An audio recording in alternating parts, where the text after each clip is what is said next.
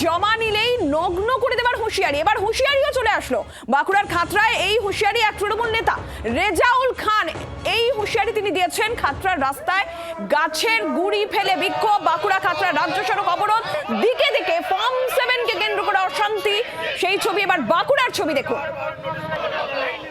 মারাত্মক হুঁশিয়ারি, ফর্ম 7 জমা দিলেই নগ্ন করে দেওয়া হবে, এই হুঁশিয়ারি দেওয়া হচ্ছে বাঁকুড়ার খাতড়ায়। এই হুঁশিয়ারি দিচ্ছেন তৃণমূল নেতা রেজাউল খান।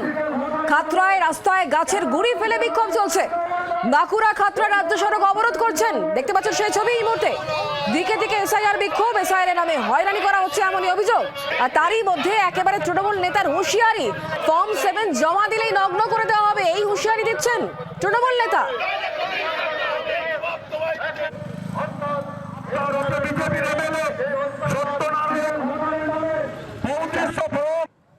আজ থেকে, এখন থেকে আপনাদের সাবধান করে দিচ্ছি, 7 নম্বর ফর্ম যদি একটা আপনারা জমা দিয়েছেন, বেঁচে থাকা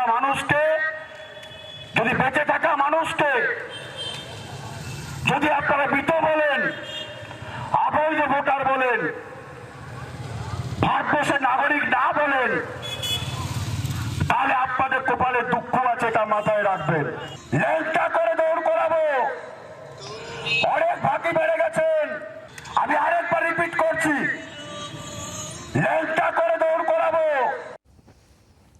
কথা বলবো মৃত্যুঞ্জয় এই মুহূর্তে আমাদের সঙ্গে রয়েছেন, আমাদের প্রতিনিধি টেলিফোনে। মৃত্যুঞ্জয়, ফর্ম 7 নিয়ে বিতর্ক, আর তারই মধ্যে যা বলছেন তৃণমূল নেতা, তিনি তো নিজেই বিতর্কে জড়িয়ে পড়ছেন এবার। একেবারেই দেখো, আজ বাঁকুড়ায় যে ইনপুর ব্লক রয়েছে, সেই ইনপুর ব্লক অফিসের সামনে তৃণমূলের যে বিক্ষোভ অবস্থান, সেই অবস্থান বিক্ষোভ কিন্তু তারা দীর্ঘক্ষণ ধরে চালিয়ে যাচ্ছিল। এবং সেখানে রেজাউল খান, যিনি ইনপুর ব্লক তৃণমূল কংগ্রেসের সভাপতি, তিনি যখন বক্তব্য রাখেন, সেই সময় তিনি বক্তব্য রাখতে গিয়ে বলেন যে যদি আজকে বিজেপির নেতার নেত্রীরা বা বিজেপির যে সমস্ত কর্মীরা রয়েছে, তারা যদি এই ব্লক অফিসে এসে এইসবের যে 7 নম্বর যে ফর্ম, সেই 7 নম্বর ফর্ম যদি জমা দেওয়ার যদি চেষ্টা যদি করেন, তাহলে সেক্ষেত্রে তাদেরকে নামনা করে তাদেরকে দৌড় করানোর হুঁশিয়ারি কিন্তু দিচ্ছেন এই ব্লক সভাপতি। এবং এরই পাশাপাশি দীর্ঘক্ষণ ধরে বাঁকুড়ার যে খাতড়া যে রাজ্য সড়ক রয়েছে, সেই রাজ্য সড়ক তারা অবরোধ করে রাখেন।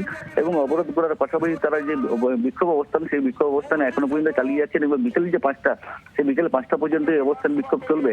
তবে তার যে এই যে বক্তব্য, বিতর্কিত বক্তব্য, এই বিতর্কিত বক্তব্যে ইতিমধ্যেই কিন্তু নিন্দার ঝড় উঠে উঠেছে রাজনৈতিক মহলে। ধন্যবাদ। সচেতন করতে চাই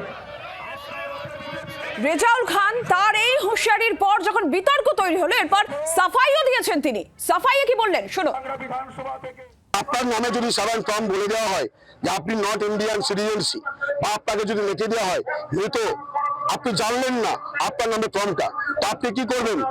তখন তো আপনি এমনি নামটা করে দৌড় করাবেন।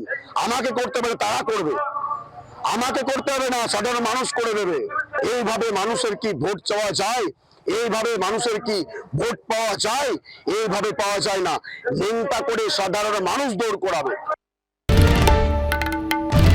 বাংলার আওয়াজ, বাঙালির আবেগ, জি 24 ঘন্টা।